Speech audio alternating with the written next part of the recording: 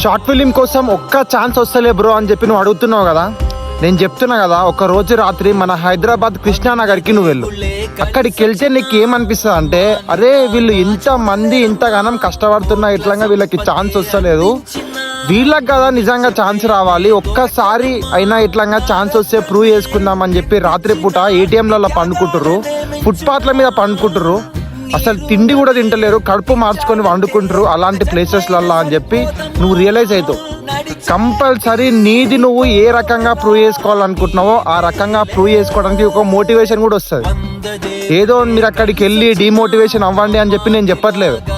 ఒక్కసారి వెళ్తే వాళ్ళ కష్టాలు చూస్తే మనం ఇంకెంత కష్టపడాలి అని చెప్పి మనకు అర్థమవుతుంది అని చెప్పి చెప్తున్నాం. షార్ట్ ఫిలింకి స్క్రిప్ట్ రాసుకుంటే కంపల్సరీ చేసినామంటే చేసినాం అన్నట్టు చేయొద్దు.